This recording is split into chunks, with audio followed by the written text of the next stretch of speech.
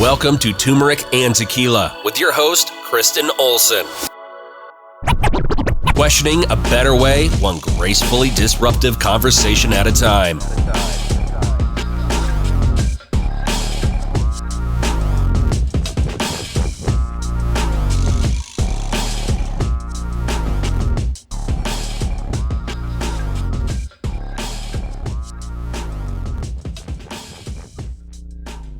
A quick word from our incredible partners, Lux Neuro, offering neurofeedback and counseling, where your heart and mind align. For more information about what neurofeedback can do for you, listen to neurofeedback stories of transformation in the middle of this podcast. Neurofeedback effectively treats everything from insomnia, anxiety, depression, trauma, ADHD, and much more. Optimize your brain. Check them out at luxneuro.com.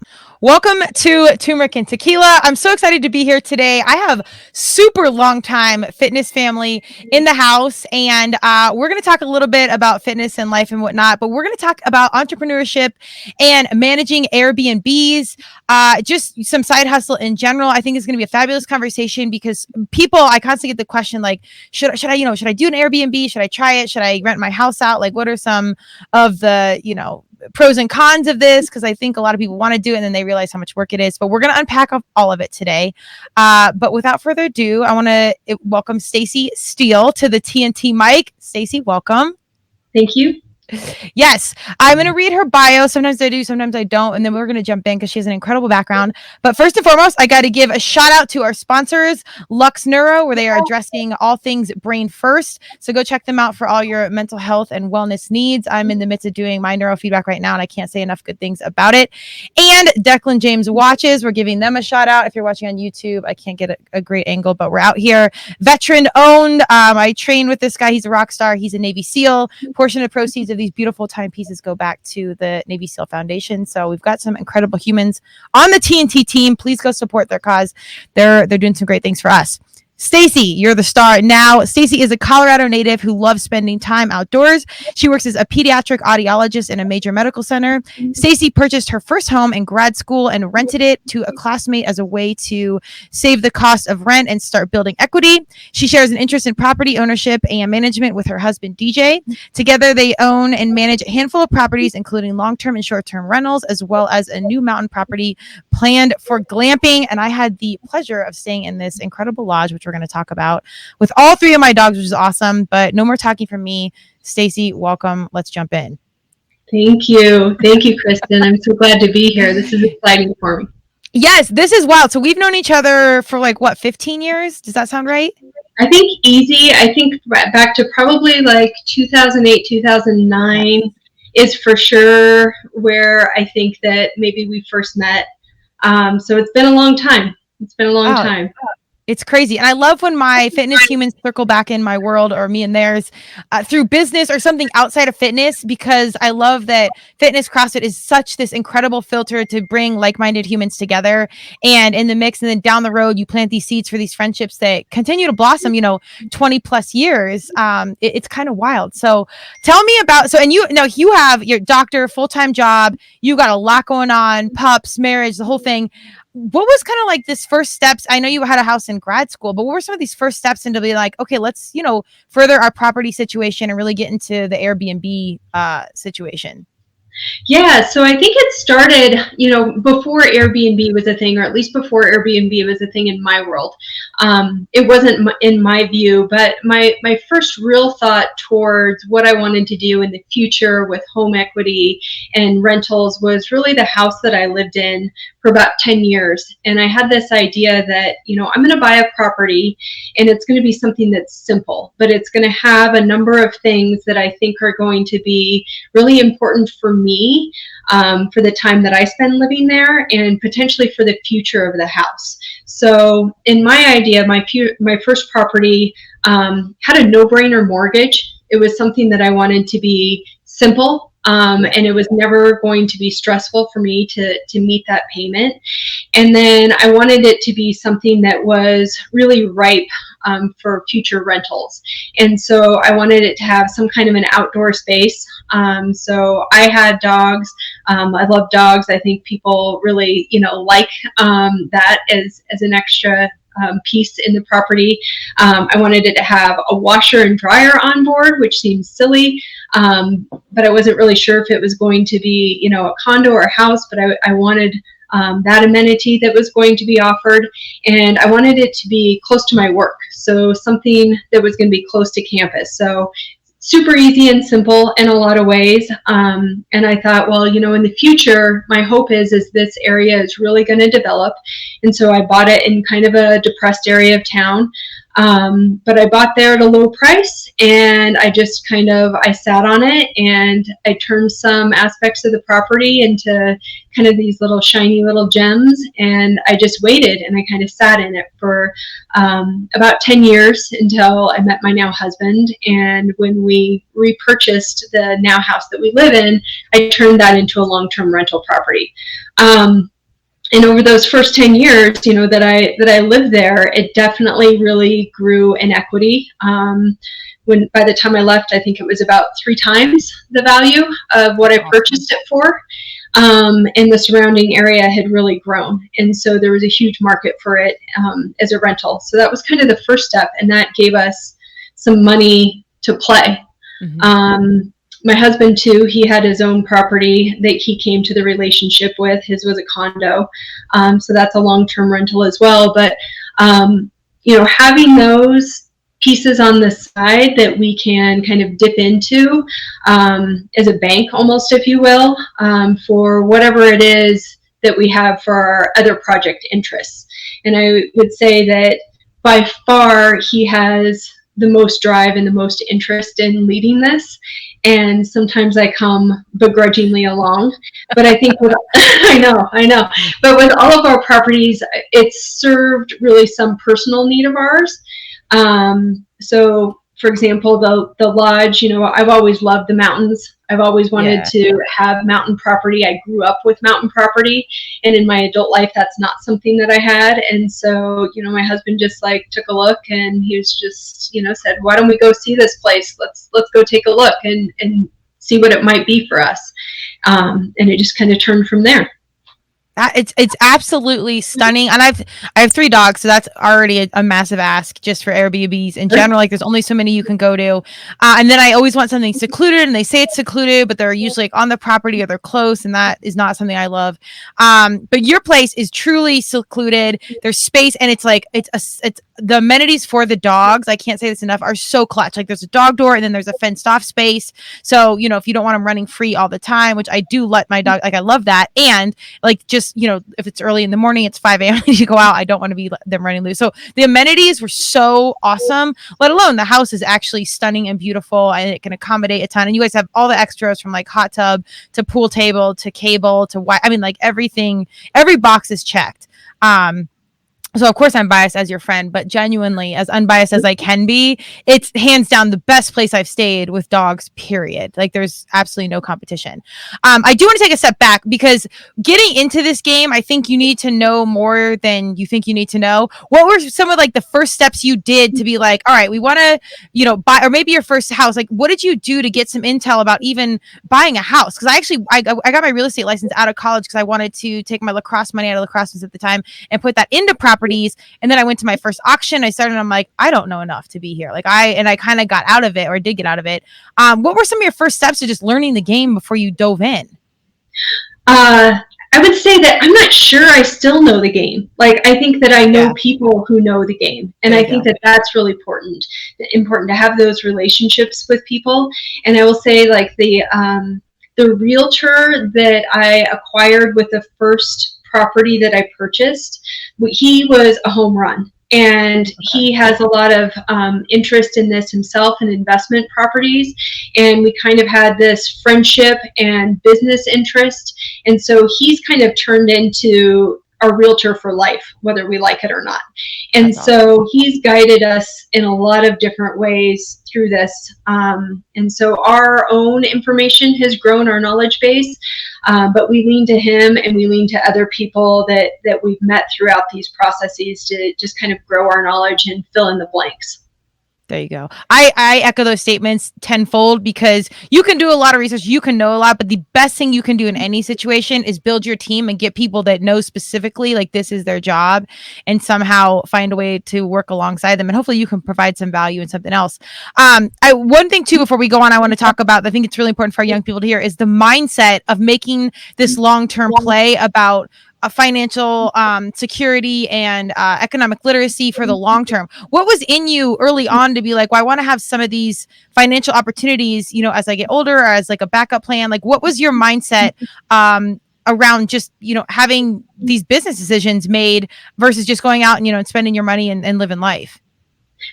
Yeah, I think I grew up in a family that had a couple of properties, like I kind of mentioned, my dad, when I was a kid, he had actually built a mountain property. And so we had that for a lot of our childhood. And so just having access to a magical place like that was really important.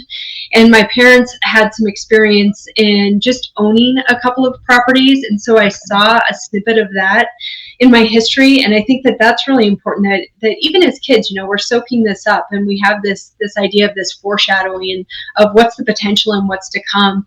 And I know that a lot of our younger generations today have this idea that I just can't, I don't make the money to have the down payment to, do the whatever with whatever property. And I think that one, just this mindset of finding something that works, and just knowing that if you play the long game, you've got good odds. Like, real estate pretty much always pans out, especially if you're smart about it. And so if you can enter into this area where you buy low and either sell high, or even just keep that as, having that equity and using it kind of as your own bank, then that can maybe get you there. Absolutely. Well, this idea of generational wealth, I always tell people, I'm like, anything you can do, like, buy where you live. And right now it's pretty hard to buy a house, even if you have money. And I mean, the market's pretty crazy. I mean, there's programs out there, there's support. I just saw this thing on 9 News where they're helping single women, single mothers, afford a down payment for a house. Like, so there's stuff out there, but man, generational wealth, I really think begins off of you owning your house. And then that just kind of transpires down to generations, and it can change the game for the generations after you. Like, it's wild how some of these financial decisions, when you're really intentional as a younger person, can pay off, pay dividends down the road. 100%. I think that that's always been clear for me in my family, and that's always been a potential, right? That stage was set early on. But I know that that's not the case for every person, for every family. Right. That hasn't been the case in past generations necessarily for my husband. And so that's been something that's been incredibly important for him, and making sure that that's, the change that he looks for, and with our lives and things that we can acquire in ways that we can invest, for sure. 100%. Absolutely.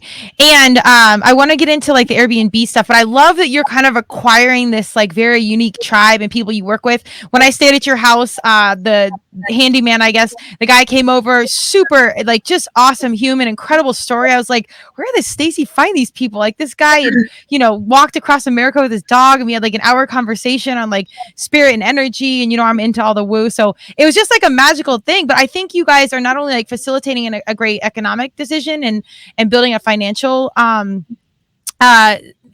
base, but you're attracting really great people, and then you're providing this really cool thing for people to come into like your home and experience something really awesome. Like, I feel like you're doing a good deed for people in general, if that makes sense. Yeah, thanks. I appreciate that. I think we do try and foster really good relationships with the team that helps us, because, with Airbnb, we manage all of our properties ourselves, which means we hire the groups that come in. So the guy that you met, Phil, he's amazing, property manager Phil. He does everything, he always says, from the ground up, right? And we met him in the town at Cripple Creek, and it just felt that way about him, that he was looking for work, and there was just nothing that we asked him to do that he would say no to. And he was so accessible to us and just like so straightforward that he was taking care of us, and so we do our best to take care of him. Same thing happens with our cleaning crew. So we have one primary person who manages there at the lodge that you stayed at, and I think it's all about these relationships. I work really hard on the relationships with the people who clean our properties, because it's like they're taking care of us, they're the representation of us to others. So I think that's important, and it's not just necessarily hiring somebody that's just a business. I work really hard to hire a person and have that relationship where I want what's best for them, and they in turn want what's best for us. And so far, it's worked out pretty well. That's amazing. And that is such a like pro tip for leadership. I feel like in general, the old school golden rule, treat people how you want to be treated. It's real, but people forget, even if you've got like your money right and you're making these financial moves, these are days and hours out of your life. So you want to be spending it with people that you want to be spending it with, like that they're rooting for you and you're rooting for them. And, when it's this kind of like grudgy type thing, or it's just transactional, it's just not as fun. And that's like going to a hotel. It feels kind of sterile and disconnected. And when you go to certain Airbnbs, you can tell it's like a home, and they put intentional energy around stuff. And I do owe you a shot glass, by the way. I don't know if I told you this. They had a single shot glass. It's a funny story. Well, we're turmeric and tequila, so you can know why I love the shot glass. I was making a drink, and then the next day it was sitting by the counter, the lone shot glass, the glass one, and it chipped and cracked. And I have no idea how. I don't know if I told you this. But I was just, I don't know if I saved it, but it was the most wild thing, because Phil and I had that conversation the next day. Like, it was just sitting there chipped. I'm like, is spirit and energy? Like, I don't know what's going on, but this is, unless I dropped it in the sink. I don't know. Those are like old school, simple shot glasses, and they're pretty hard to break. And I didn't remember dropping it. But yeah, isn't that wild? That's wild. Yeah, no, Phil, he's amazing. He's an amazing human. I think, part of that Airbnb experience is kind of what you got, right? You got to meet some of our crew who works on our property and tries to make sure that everything's right for our guests. And you were not the first person that has been just like so charmed by him. He has been invited to dinner. He's been given gifts by different families who've been staying in our place. And so as much as he does for us, I know he also gives to our guests, and I know he gets from our guests. He's got some really nice shared experiences with different people that he's encountered that have stayed there. So that feels good. That feels really good.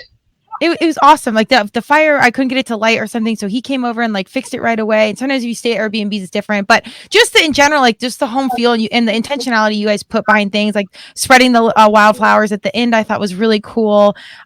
Just some of this like interwoven, human connection was awesome. And as simple as it sounds, I think those details are what society needs now more than ever. Of just this little extra thought of care, of I see you, thank you for coming, and it's like just this human exchange. It's really beautiful, and we're so lacking in it on so many levels. Yeah, thank you. I see that too. I love it, having like the wildflowers. Like for me, the magic of the mountains is the summer.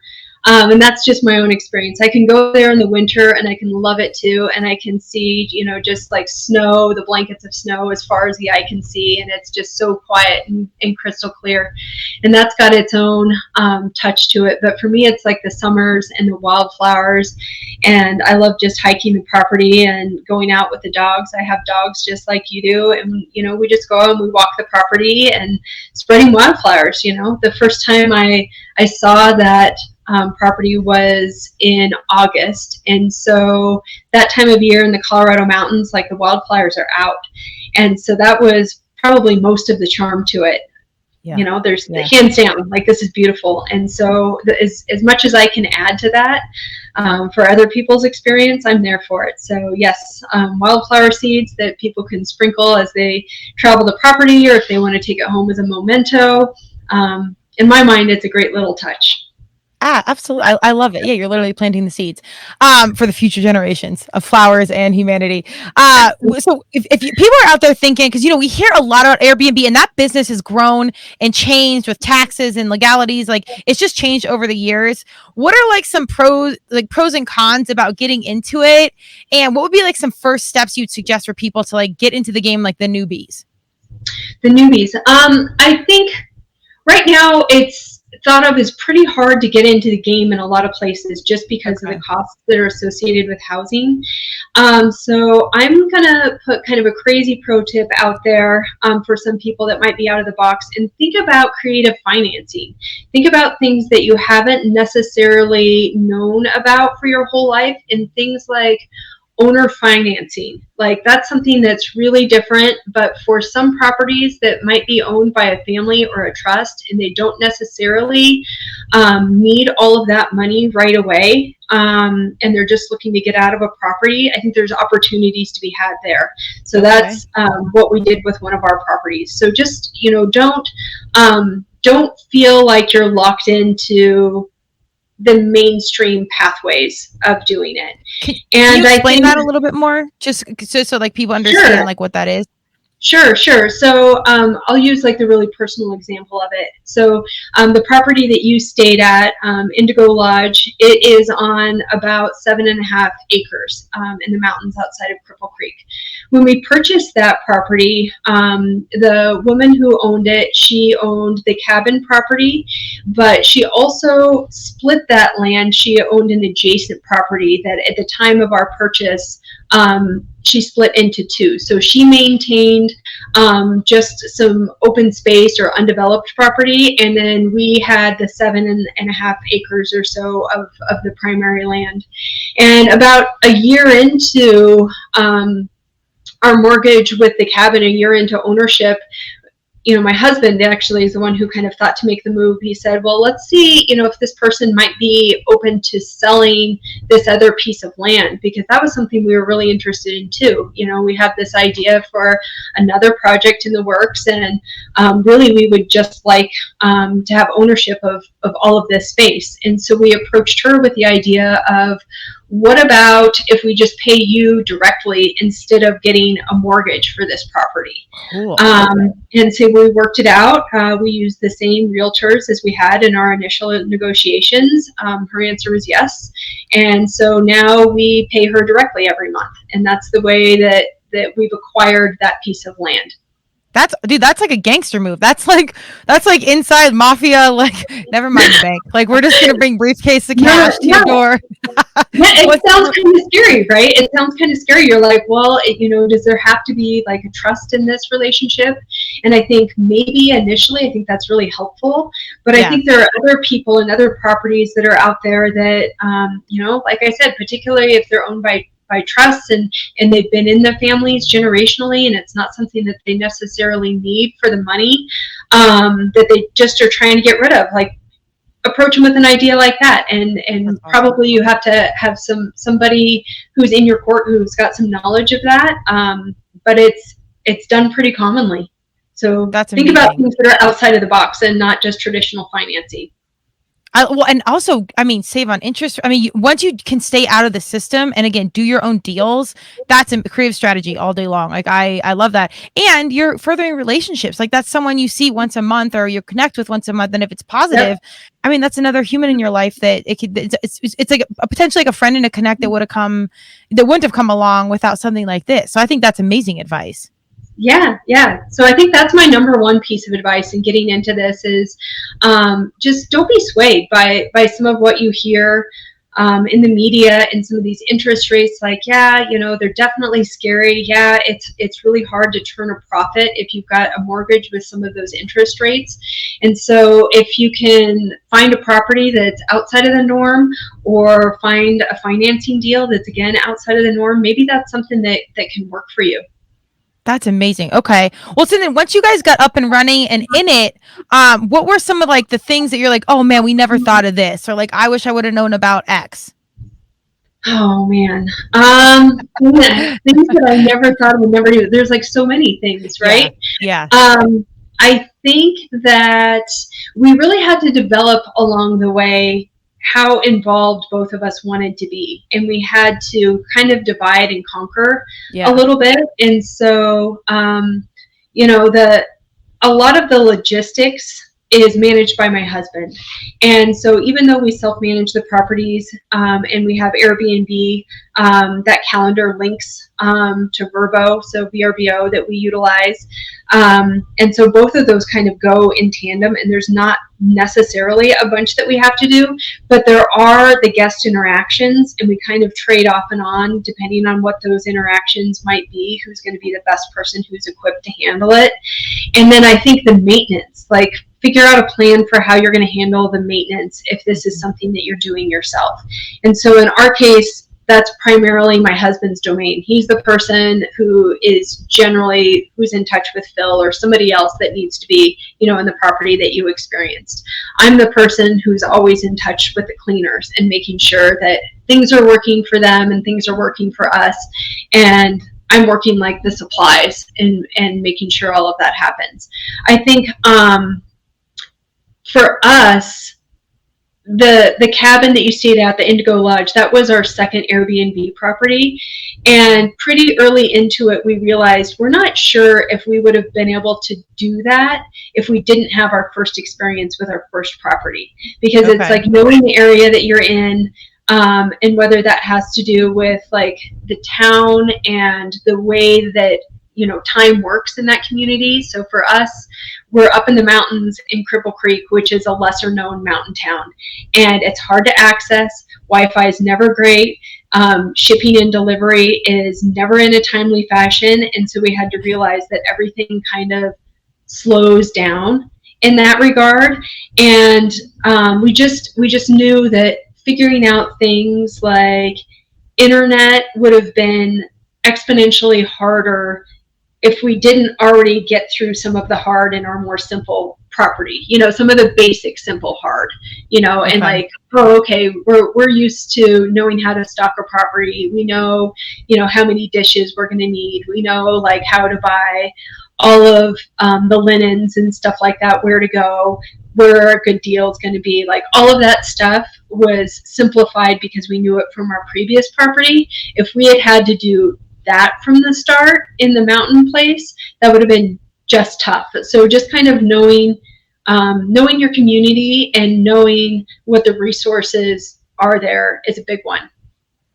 Boom. I think that those are incredible tips. Yeah. I mean, entrepreneurship in general, I think you can chat GPT, how do you buy an Airbnb or whatever? Like you can do all these things, but I think so much of it's like playing sports. You just got to go out there and try and fail and learn because, you know, there's just stuff you're not going to be prepared for. You just got to kind of be ready and then be mobile. Yeah, that's it. Figure it out. I mean, our Wi-Fi up there is still hard. You know, it's just part of the charm, if you will, of the mountains. Like nobody likes that it's difficult, but when you have people who come in from outside areas, especially if they're from the city or something like that, their expectation is that there's going to be a TV in every room and the Wi-Fi is going to be fast. Yeah. And it's like, well, you know, yeah, sometimes. And then sometimes like there's a storm that comes in and that really impacts everything for everybody. And there's no way of getting around it. And so you just stock the place with some games so that kids and people can play, right? Yeah. For a day where they're snowed in or whatever it is that happens to them. And also get off the damn screen. Like you got to let it. That's why you're out there. This is a place to explore. Yeah. Specific questions about Airbnb. I Airbnb'd my house one time. This is a true story, and it still makes me cringe to this day. I didn't have Cleo, my first dog, yet, so it was just me. And I think I was at Expo West for some business marketing something, and I had a guy come through, and it was kind of a weird exchange. My house is on Airbnb, and I have a 1-bedroom house, so they're like staying in your room, like so that was always weird. But I was young and whatever. Change the sheets, change everything. But when I came home, you know, he came, said it was great. There was like a prophylactic in the trash. There was like white powder on my kitchen table. And so I messaged him. He said it was a powdered sugar from donuts, but I'm like, it didn't look that way. I don't know. So it was just like a perfect nightmare. And I'm like, this is a one and done for me. I'm done. Like I had to give him like a bad review and whatever. It was just creepy. What are is the process of getting on Airbnb or VRBO? Like, it was easy for me back then. Is it easy now to like interact with them and work with them? Like, give me the real vibe there. Yeah, we haven't had a lot of trouble. You know, we've had a few hard stays, I think, in both of our properties that have been like kind of challenging, and it's just like, how are we going to get through this? What are we going to do? I think that you can work with Airbnb. Like, the more that you can do to be proactive if you have these kinds of situations, the better they are going to serve you. I think it's important to remember that Airbnb sees both sides of it, and I think, but don't know, everybody that on my side of things would say that Airbnb is there primarily for the guests and less so for the hosts. They're just trying to look out for all of their players and make sure that everybody has an experience and stays on the platform so they get their money, right? And so I think kind of holding the line and setting the stage. So whether that has to do with your cancellation policy, Airbnb, regardless of what you set your cancellation policy as, and there's some different ones. So there's like strict, and then whatever that interim one, and like easy, you can cancel up to like the time of check-in or something like that, and your refund is based on whatever that policy is that you've agreed to, that the owner has set. Hi there. This is Laura Mahoney from Lux Neuro, Neurofeedback and Counseling. We are bringing you stories of transformation each podcast. Imagine how we can transform your life. Grief transformation. I love my mom, and I miss her so much. She died over a decade ago. My fondest memories were of her at Christmas time. She loved the season and especially loved her Christmas tree. Since she died, Christmas for me has been hard. Each year I waited till the last minute to put up my own Christmas tree and then immediately took it down the night of Christmas. This was my experience for years. Last year, I started neurofeedback. I have had incredible changes from sleeping to no anxiety nor depression. What was unexpected was the resolution of my seasonal grief cycle. It just disappeared. I couldn't believe it. It was 2 weeks into January when I realized my tree was still up, and I was happy. I now can create joyful memories at Christmas instead of feeling dread. All thanks to neurofeedback. Almost without fail, if a guest cancels, Airbnb is going to ask you to refund them anyway. But also, if you kind of hold the line and you say, gosh, like, this is my policy, this is what this guest agreed to, they may or may not have insurance to cover their loss, but this is our agreement on this platform, and you as Airbnb can refund them, but that's outside of our guidelines. And so kind of being firm on holding the line there in cases where that's necessary. Everybody has a time in their life where they need to cancel for something that we share some grace with. Like, hopefully somebody would forgive us on our worst day if we're thousands of dollars into a stay. But just knowing where you're at with Airbnb, and if you have a guest that is setting the stage to be really bad, give Airbnb the heads up. You can always contact their customer service, but either by phone or by chat, and just say, I think that this guest is maybe going to write a retaliatory review. I think this guest is maybe going to have a party, and that's outside of our guidelines. I think this guest is maybe doing damage to our property. All of those things, if you have that documented with Airbnb on the front end, then it's more likely that they're going to support you on the back end and give you the payment that you need to cover your loss.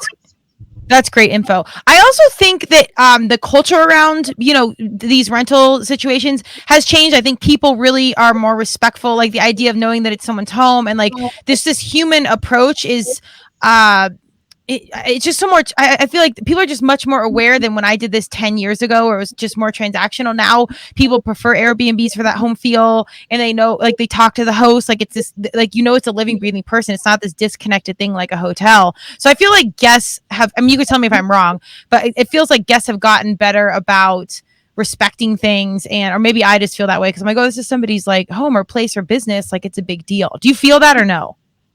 I feel like it depends on the guest, right? Okay. I think that we have our place, we've set it up in a way that probably it's not going to be a single traveler, maybe particularly a single like young traveler that's going to come through. It's not going to be something that's affordable for them. Which, you know, that like the flip side of that is that hopefully the person who's coming in is going to understand the value of your property and the experience of it. And so we were really cognizant when we were setting, you know, our rental pricing, not just so that it would be beneficial to us and that we could make money. That's like, of course, very important, but also who is that price point and our policies going to allow onto our property or potentially weed out on the front end. And so we thought a lot about that, and every property is different, but that's really worked well for us. I think that makes a lot of sense. And, you know, just getting what it is, and people use Airbnb as a VRBO, like all the time. I mean, I feel like it's just become so much more common nowadays, especially with like COVID and everything else. Did you guys have these properties during COVID? We did. Let's see. We had neither property during COVID. So okay. Nope. So we actually purchased our mountain property just after COVID, when I think a lot of people were really understanding kind of the value of the mountains and getting away from it all. So that made the purchase of the property a little bit difficult, I think, for us, maybe a little bit harder getting into it. But it's been great because I think that momentum is just really carried, that people like that experience. Yeah. Well, the mental health conversation about getting away, getting back into nature, I think this is another like societal shift that we started to see. We were talking about this before we got on the mic, of just, you know, things that have happened, #MeToo and George Floyd, and then like mental health, like some of this, you know, is now a more common conversation. And so much about the mental health piece is disconnecting, getting into nature, like truly getting away and being like, I kind of like that the Wi-Fi isn't good. I hope it's never good because it really does make you shut down and shut off. I remember when I was there, the Nuggets were in the playoffs, so I was like catching pieces of it, and then I was just like, you know, we're just gonna let this go because I need to be outside, and the dogs were like chomping at the bit to go, you know, run wild the entire time. It's just such an important thing, and I really do think the generations after us, like our younger humans, get it. Like I think that this is an awesome investment, you know, worldwide, because culture is starting to get the importance of just disconnecting and really getting away. I hear that. I am never happier than when I am either at the cabin, just like away from things, just doing whatever it is I want to do, or, you know, if I take a hike, you know, take a backpacking trip, I come back home and my husband's usually just like, man, like, have I ever seen you happier than when you're doing all of these other things? And it's just like, yeah, I need nature. I need grounding. That definitely centers me and brings out my best. Oh, you and everybody. I think it's so important piece. A lot of people just don't pause enough to recognize. So if you're listening, you got to go out there. Tell us about the yurt. How far have we done more since I've been out there? The yurt's been tough. So the yurt, to recap kind of for your viewers and listeners, is a development that's happening on that second piece of the property. So we've got about 7.5 acres for the cabin. Adjacent to it is about 7.5 acres. There is kind of the remnants of a yurt that's on there, and we've been working with some different people to see if we can get it repaired, and that has proven very difficult. We need a new topper for it, so like a new ceiling, new roof. Yeah, and the yurt was initially built like years and years ago, and we can't actually find the company label on there anywhere to find out where it was maybe manufactured. So we worked, we've been talking to actually a local group, Colorado Tent Company, actually, and they do tents and a lot of just canvas work. And so they will maybe we'll get something worked out in terms of repairing that. But also we've been talking with them about the possibilities of going a different direction and doing some bigger tents, some bigger canvas tents. Maybe not on that platform, but there's a couple of other people or a couple of other places on the property that are kind of tucked away and out of view that we could set up some nice tents that would host a few different people for a camping / glamping experience. There's a lot. I could see like I could see like a wedding or something where everybody wants to stay on the same property. I think that'd be sweet. we're actually on a couple of those platforms where Okay. people can book for different events. We've never had anyone hit though. We've never had a wedding that's actually booked the place, and we've been approached by a couple of different film productions that we've gotten pretty far into the conversation, but it's never actually happened. So we're interested for any of As those far as things. like a Hollywood show or a reality show, or what was the vibe? Both. Let's see. One of them was kind of a, I guess, satirical movie production. I think I can't remember the name of the crew, but we looked into some of the things, and one of their requirements is that they were wanting to be able to dig a grave on the property. Yeah, right. And we're like thinking to ourselves, like what do you mean? Like, Yeah. dig a grave? Like, No, dude, no. Spirits already breaking shot glasses. I wouldn't mess with the large order, man. yeah. So that was one. And then we got a bite from a commercial group. They were looking at some commercial work for a vehicle that they had that they wanted to be able to showcase on a property like that. And so again, I think the timing for both of these just didn't work out to be quite right in terms of when they needed to do filming and when our property was available. Okay. That's wild. Well, it's cool how like some of these like different opportunities you never would have even suspected can come off this opportunity. So I feel like, I don't know, if you're open-minded, open-hearted, like good things will come in even when you're not looking, or opportunity out of nowhere.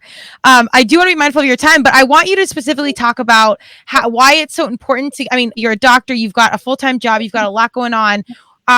Why is it important to you guys to have some of this side hustle and side business, which I mean, I know you run it like a main business, but why was it so important for you guys to make sure something else was going on in addition to your full-time jobs? I think it was like shared interest. Okay. You know, he has his field of work that he does. I have my field of work that I do, and there's not a lot of crossover. And for him, real estate and development and properties, all of these things have always been an interest of his. Sometimes they've been a hobby. Sometimes they've been the entirety of his work. But always, he's been looking to further himself through real estate. And it was something that I brought in more loosely to the relationship. You know, I don't have the same kind of big vision as he does, or at least I didn't. And I still think that I tag along behind him most of the time. But this is something that we've been able to do together, oddly enough. Still, we have our separate roles in things a lot of the times, but it's been a fun project, or projects, I guess, yeah, working together. And then the payout is just huge, you know. Okay. That's like the hope, right? Is the future and generational wealth. Like that's really what we're looking for. That's what we're hopeful for, and that's what I think that we're still on target to meet is being able to grow these properties and just enter them into the portfolio. I think that's so awesome. And, you know, before we got on the mic, we talked about, you know, just getting older and life changes and, you know, our parents and things like that. I think when you have some of this side hustle, side business, or like allocated finances that are just there, it allows you to maneuver a little bit more loosely through life. Can you lean in and share a little bit about that? Yeah. I mean, I think that it just, don't get me wrong. I think that sometimes having properties like this, can stretch things really thin. And I think that that's something that my husband has a little bit more tolerance for, in terms of just like that reach and what we have in the bank and what we have money allocated for. And he has the what if vision, you know, I think we can do this. Let's give it a shot. Like, let's try. But on the backside of things, so for example, the first property that I owned, that little guy is a gem. You know, that was the simplest property when I purchased that thing. I think the people that were around me they saw that property and they thought, like, why are you doing this? Like, why? You don't have to live here. You could live someplace else. You could afford more. You could afford, better, different. And it just felt like it was the right thing to do. Like, I didn't need more. I didn't need different. And I just felt like it was going to be something that was going to have this future payoff for me. And so that was just really important from the jump. I think I can do this, and I can live comfortably here now. And it's for sure it's turned a corner, and it's in an area that's pretty desirable now. That's so awesome. We've never had this conversation in 15, 20 years, but would you consider yourself more religious or spiritual or intuitive? Like, what's your vibe there? I think that, I don't know what I am. I have this sense of being connected to the universe, for sure. And I certainly have beliefs towards other. But I don't know that I would necessarily consider myself to be religious per se. And I suppose I'm spiritual. Like, I suppose that I am. But I think about it in ways that I interface with people and nature, but not necessarily a specific spiritual entity. But I feel certain that there's all of these other connections that are happening in this world and otherwise. There you go. I love it. Yeah, I'm so with you. And I just think, some of the best non-business business advice I would give and have gotten, I think, time and time again, just by not listening to my gut, but it's like, when you go into something, if it just feels right, like your first place, or it feels like enough, or like just your intuition, however you package that, religious, spiritual, whatever, God, universe, Madonna, as I say on this podcast, whatever you believe in, if you feel that, don't discount that intel. Like, whatever it is, I think it's so huge when something just feels right, or there's just something there. I think that is like some of the best business play you can make, and vice versa. If something just doesn't feel right, personal, professional, whatever, like, lean into that. Like, these can guide you down really big decisions, and like the intel is like within. Definitely. It's huge. And it's not measurable. It's not like a thing. And yet I really think it's like just really grounding advice of like, how'd you feel when you bought that, or what you did it at? And like everything around you is telling you no, but within you were like, no, this is good. And look at it. Like, you were right the whole time. Yeah. Gold star. Yeah, how lucky am I? There you go. All right. Well, what about, any like finer words of advice or things you'd want people to know, things you wish you knew, anything like that around this Airbnb business? I think I wish I knew I could do it sooner. I think I was a skeptic, and I was afraid of the unknown. And just don't be afraid to just like toe into it. Find the resources you need. There's a ton of information that's out there on YouTube. There's other groups that we found that we've been able to get information, advice, whether it's financial or, towards management. Like, just like look around, and then don't be afraid, don't be afraid to toe into it, because the opportunity is there.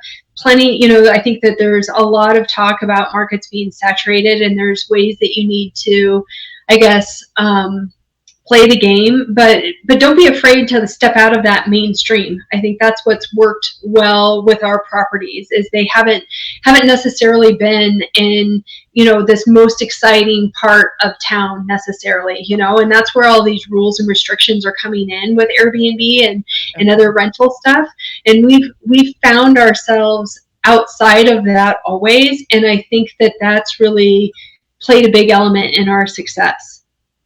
That's phenomenal. I think that's great. And I absolutely love that there's this business decision you're doing, for generational wealth, what have you. And yet it was this really positive thing for your relationship. So I love all these like added bonuses that came through like a financial decision. Because I think a lot of people think about money and business, and it's like, ooh, like the fear and the commitment and all this. But like, they're like, broaden your perspective. Like, there could be other added benefits to this in addition to generational wealth. Like, there's. Oh yeah, no, but like, please make no mistake. There's plenty of there well, that's entrepreneurship. Nothing. I mean, if it wasn't worthwhile, it would be easy. Like, it wouldn't. That's not real life. I mean, CrossFit's hard, but then you get fit. So like, that's part of life. Like, be uncomfortable. Yeah, there is plenty of hard with this. There's plenty of hard, but just being able to ride that out. Just the belief that you've got the tools, the resources, the knowledge that you can ride it out when it's a little bit thin, and maybe it even hurts a little bit.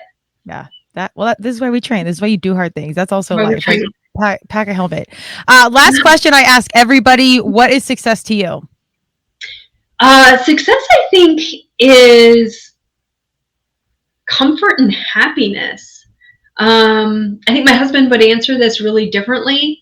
You know, I like to have predictability in my life, and that to me brings me comfort.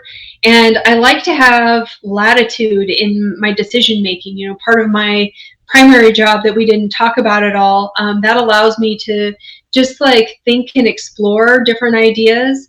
And the same I think holds true with this work, you know, with the Airbnb kind of like stuff is just kind of that freeness of mind and comfort brings me happiness. That and the outdoors. Boom, there you go, nature. Just because you're a boss, can you just share a little bit about what you do? Because audiology, like, just lean in. I want you to brag a little bit here for a second.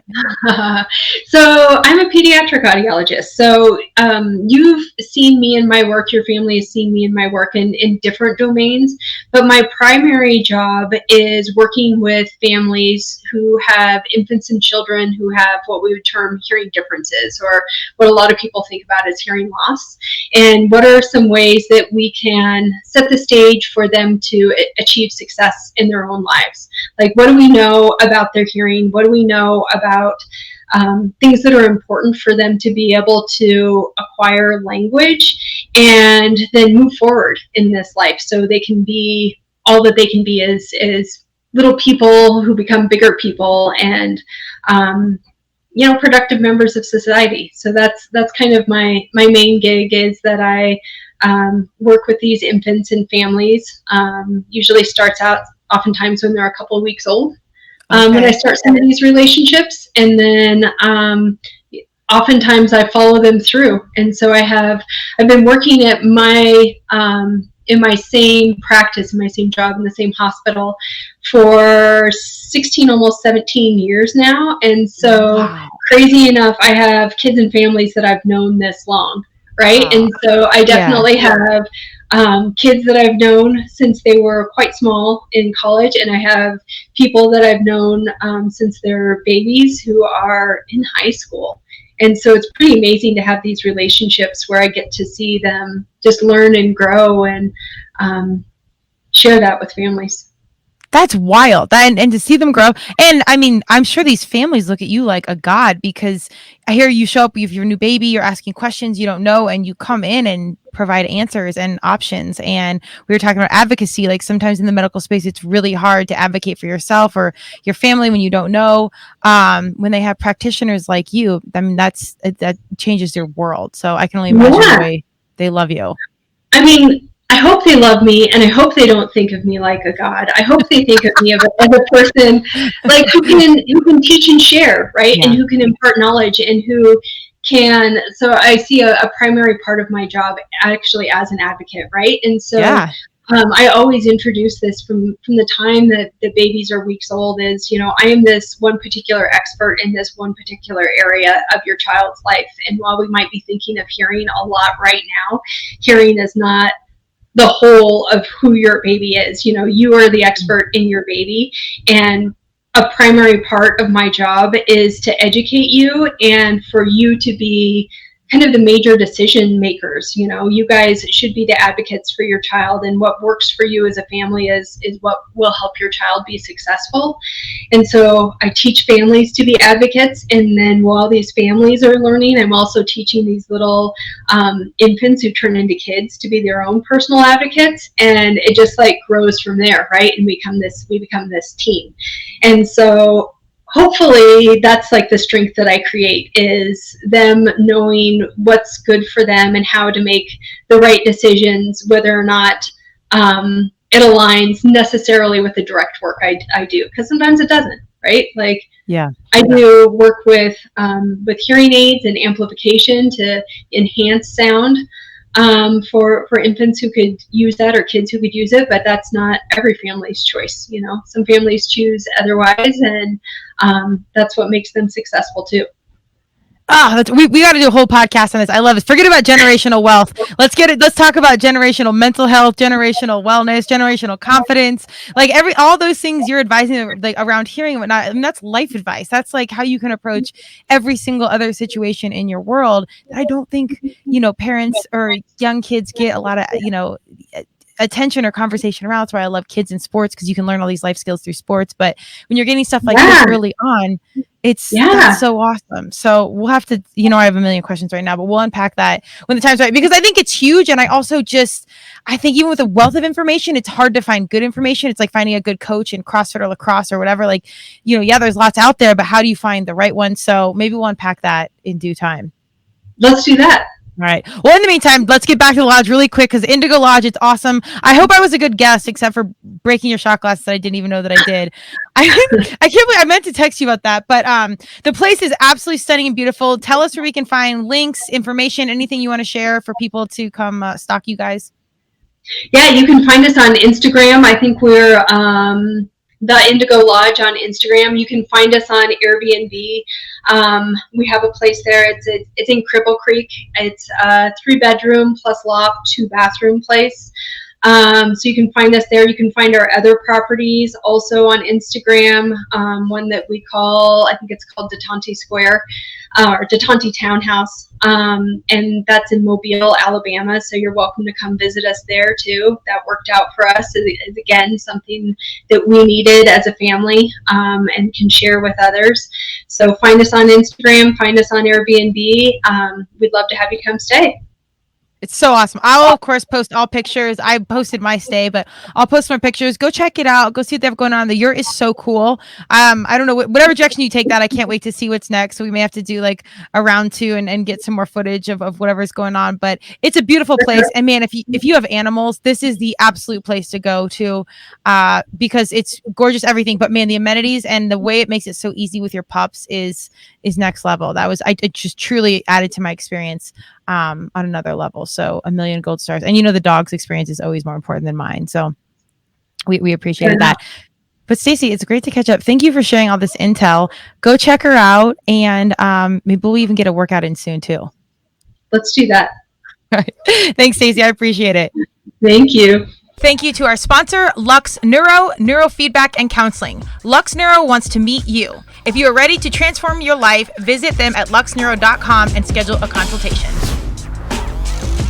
Thank you for joining Turmeric and Tequila with your host, Kristen Olson. Tune in next time, and don't forget to subscribe on Apple, Google Podcasts, Spotify, or wherever you listen.